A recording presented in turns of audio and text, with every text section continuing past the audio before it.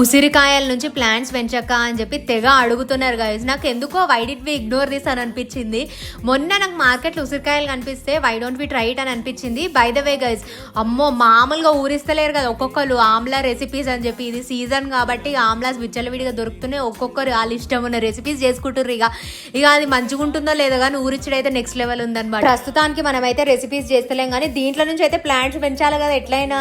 మనం దీన్ని ఎట్లా వదిలిపెడతాం అని చెప్పేసి నేను ఏం చేసిన, ఇవి తీసుకొచ్చి మంచిగా ఈ పల్ప్ అంతా కట్ చేసి ఒక 5-6 వాటిల నుంచి ఈ సీడ్స్ అన్ని తీసిన. ఇవి ఎండబెట్టుడు లేదు, కడుగుడు లేదు, ఏం లేదు, డైరెక్ట్ కోసినవే.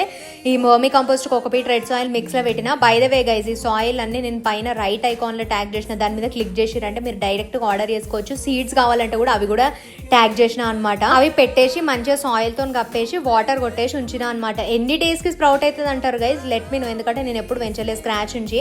అండ్ బై ద వే చూసిరా పల్ప్ మనం దేన్ని అంత సులువుగా పడేయం కదా, దీంతో ఏం చేస్తా అనేది చాలా ఇంట్రెస్టింగ్ ఉంటుంది.